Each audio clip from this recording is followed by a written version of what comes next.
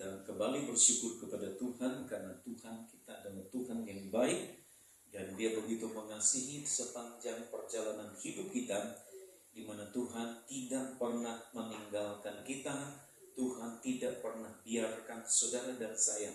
Sekalipun kita diperhadapkan dengan begitu banyak masalah, tantangan, cobaan, ujian, tapi satu perkara yang kita sadar dan kita tahu, kita selalu mengalami Tuhan dalam perjalanan hidup kita, dan di mana Tuhan tidak pernah tinggalkan biarkan kita.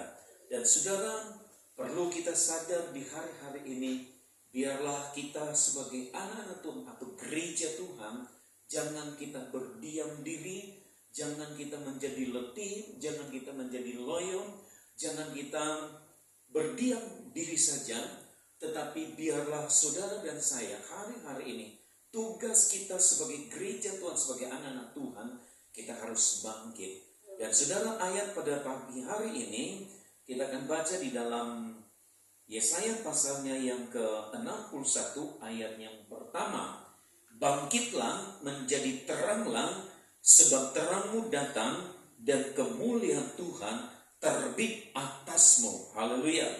Saudara yang saya kasih di dalam kasih Tuhan Yesus Kristus, bangkitlah dan menjadi teranglah. Ayat ini kembali mengingatkan kita, gereja Tuhan, untuk bangkit.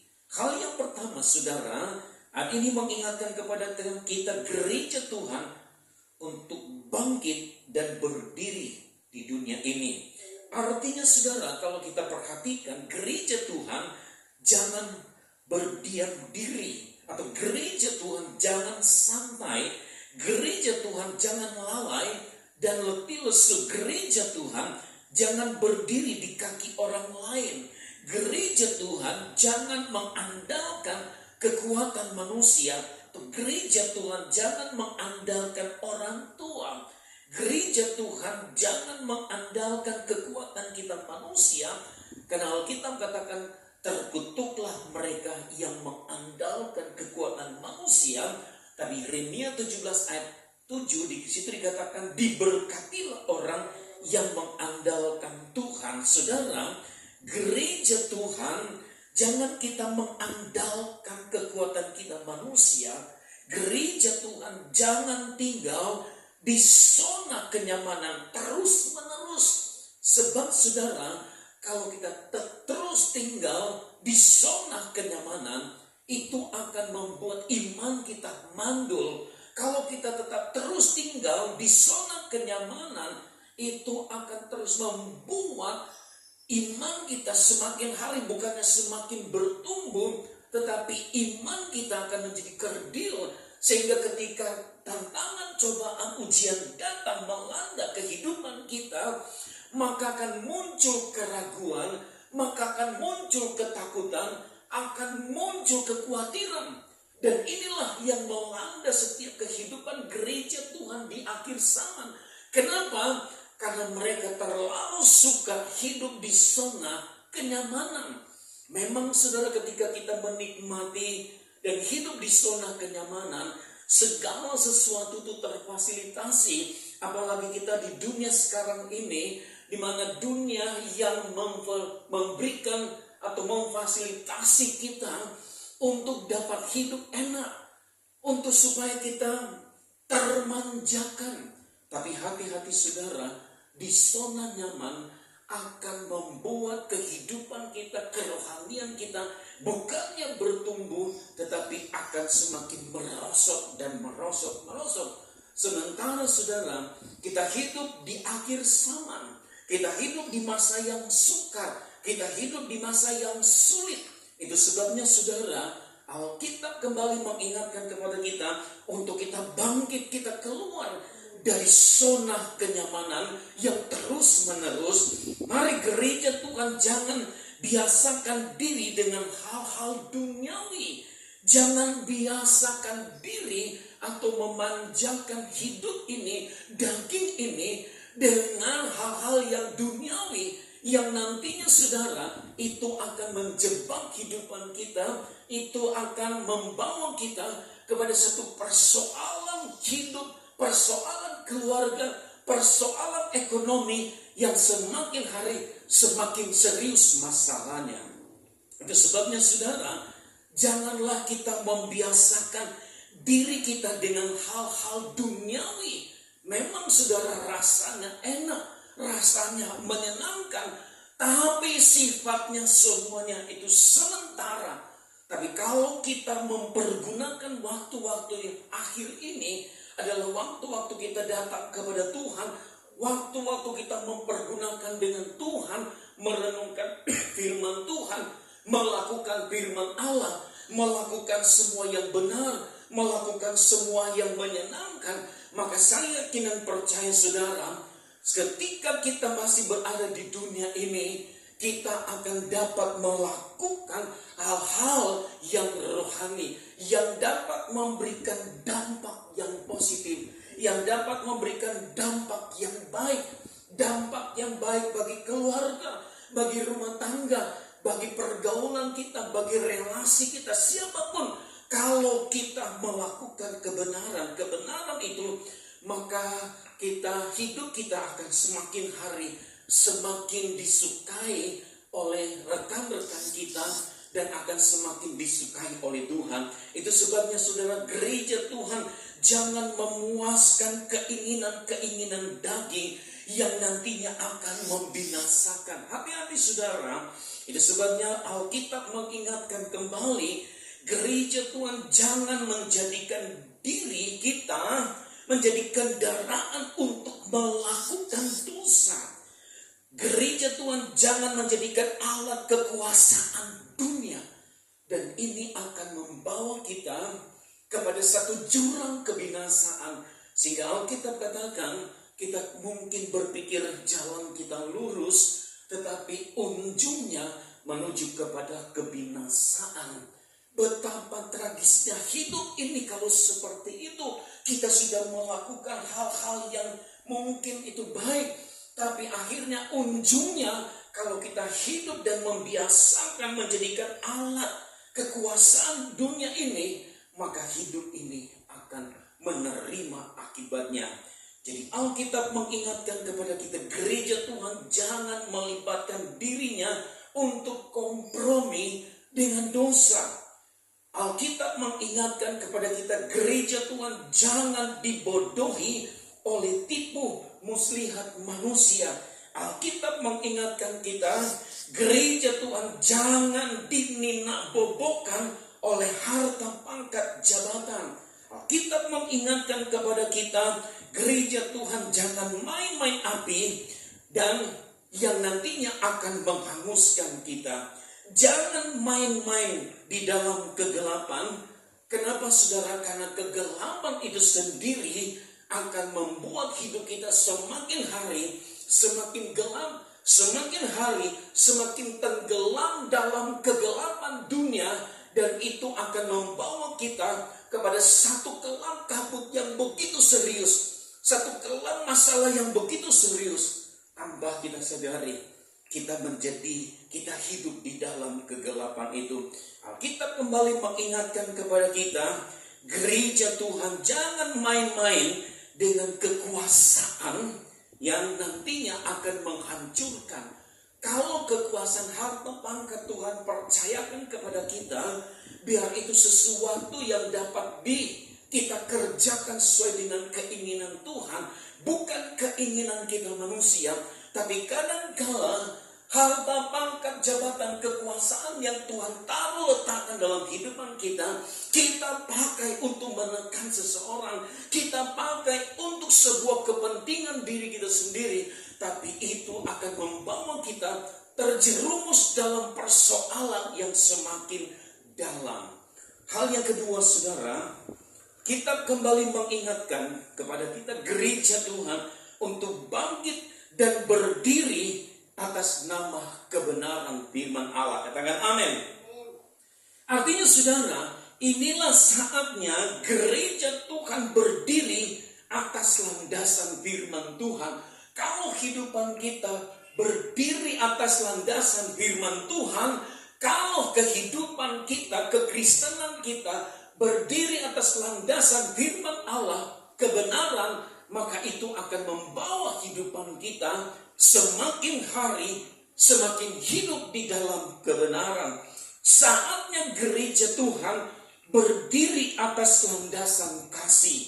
Saatnya gereja Tuhan berdiri atas landasan kebenaran. Saatnya gereja Tuhan berdiri atas landasan kejujuran yang dapat dirasakan oleh banyak orang. Saatnya gereja Tuhan berdiri atas landasan kerendahan hati dan dapat dirasakan oleh banyak orang. Saatnya gereja Tuhan berdiri atas landasan kebaikan hatimu, diketahui, dirasakan oleh banyak orang. Saatnya gereja Tuhan berdiri atas landasan pengorbanan kepada Tuhan Yesus Kristus. Dan saudara, ketika kita masuk dan ketika kita berada dan melakukan seluruh landasan kasih, landasan kebenaran, landasan kejujuran, landasan kerendahan hati, semuanya itu akan membawa dampak yang positif, baik itu bagi keluarga, maupun itu bagi tetangga-tetangga kita, maupun itu bagi sahabat-sahabat kita. Dan satu ketika kita dapat berjumpa dengan mereka akan melambaikan tangan. Bukan karena apa? Mereka melambaikan tangan karena mereka dapat melihat, mereka dapat merasakan ada kasih yang keluar dalam kehidupan kita, ada dampak yang keluar dalam kehidupan kita, dampak positif yang keluar dalam kehidupan kita. Tapi saudara, kalau kita tidak memiliki landasan kebenaran, landasan kasih, landasan pengorbanan, saudara, yang akan keluar dalam kehidupan kita bukanlah sebuah dampak yang positif, bukanlah sebuah dampak kebenaran, tapi yang keluar dalam kehidupan kita dampak-dampak yang tidak baik. Bahkan saudara akan membuat sesuatu yang tidak baik. Itu sebabnya saudara, Alkitab kembali mengingatkan kita, saatnya gereja Tuhan harus berkorban waktu dan tenaga. Ini saatnya gereja Tuhan harus memberi hidup sepenuhnya kepada Tuhan dan jangan separuh-separuh. Inilah saatnya gereja Tuhan terbuka hati dan jangan menutup hati. Inilah saatnya dan waktu kesempatan untuk menunjukkan kepada dunia, saudara dan saya adalah gereja yang hidup, bukan mati. Inilah saatnya gereja Tuhan harus saling merangkul, bukan saling menjatuhkan. Inilah saatnya gereja Tuhan harus saling mendoakan, bukan saling menjelekan. Inilah saatnya gereja Tuhan berdiri atas nama Tuhan Yesus, bukan atas nama kita manusia. Saudara, kadangkala kita berdiri atas nama kita berdiri atas nama keluarga, kita berdiri atas nama pangkat jabatan. Saudara, semuanya itu akan berlalu. Bahkan ketika kita berdiri atas nama jabatan, kita berdiri atas nama kita, itu akan menghancurkan kehidupan kita. Tapi kalau kita berdiri atas nama kebenaran Tuhan, kita berdiri atas kebenaran firman Allah, kita berdiri atas nama Tuhan Yesus Kristus, maka itu akan membuat hidup kita bukannya semakin hari semakin naik, tetapi kita akan semakin hari kita semakin berkurang-kurang, dan Yesus semakin hari semakin naik namanya. Yesus semakin hari semakin dipermuliakan lewat kehidupan kita. Itu sebabnya saudara, hal yang ketiga ayat ini mengingatkan kepada kita, gereja Tuhan harus melakukan dan berdiri atas nama Tuhan Yesus, maka kemuliaan Tuhan menguasai kehidupan kita. Katakan amin. Artinya saudara, gereja Tuhan hidup di dalam Tuhan dan landasannya adalah kebenaran, maka kemuliaan Allah terpancar keluar dari dalam kehidupan kita. Maka kemuliaan kasih Allah itu akan keluar terus-menerus lewat kehidupan kita. Maka gereja Tuhan hidup akan dipermuliakan oleh Tuhan. Gereja Tuhan hidup akan dipermuliakan ekonominya akan semakin naik. Kenapa saudara? Karena ada Tuhan di dalamnya, karena ada nama Tuhan di dalamnya, maka ekonomi kita, rumah tangga, usaha, bisnis kita akan semakin diberkati Tuhan. Kenapa? Karena landasan hidup kita, karena nama Tuhan Yesus Kristus. Itu sebabnya, sekali lagi saudara, kita diberikan kesempatan Tuhan untuk melakukan apa yang benar. Kita diberikan kesempatan Tuhan untuk tinggal di dalam Tuhan. Karena ketika kita tinggal di dalam Tuhan, kita akan melihat Tuhan dalam setiap apa yang kita lakukan. Ketika kita tinggal di dalam Tuhan dan kebenaran firman Tuhan ada di dalam kehidupan kita, maka apa yang kita lakukan, maka itu akan dapat dirasakan oleh setiap orang yang ada di sekeliling kita. Setiap orang yang mungkin dia keluarga kita, mungkin dia sahabat kita, mereka akan merasakan ada kebenaran, ada kebaikan yang keluar terpancar dalam kehidupan kita. Kenapa? Karena Tuhan tinggal di dalam kehidupan kita. Itu sebabnya saudara, kalau Tuhan tinggal dalam kehidupan kita, maka Tuhanlah yang akan terpancar dalam kehidupan kita, lewat perkataan kita, lewat cara kita memandang orang itu. Kalau dia tidak baik, maka kita akan dapat meluruskan. Kalau mungkin perkataannya tidak baik, kita akan dapat meluruskan di sana. Kalau mungkin ucapannya yang tidak baik, kita akan dapat meluruskan di sana. Bukan menambahkan sesuatu berita yang tidak benar, bukan membuat sebuah nilai-nilai yang tidak benar, yang itu juga kita turut sampaikan. Tetapi ketika Tuhan ada dalam kehidupan kita, maka hidup ini, setiap apa yang kita lihat, setiap apa yang kita dengar, itu yang kita akan ucapkan. Yang keluar dalam ucapan kita, itu adalah kebenaran. Kebenaran firman Tuhan. Ingat dan hati-hati, hidup ini adalah pilihan. Mau bangkit, maka Tuhan bersama kita. Tapi kalau kita tidak mau bangkit, itu pilihan saudara. Itu masalah saudara. Itu persoalan saudara. Kita bukannya semakin hari semakin dapat menyelesaikan masalah. Tetapi gelombang persoalan, gelombang masalah, tantangan cobaan, bahkan kita terus-menerus ada dalam kegelapan. Tapi kalau kita mau bangkit, maka kita akan melihat Tuhan dalam setiap apa yang kita kerjakan.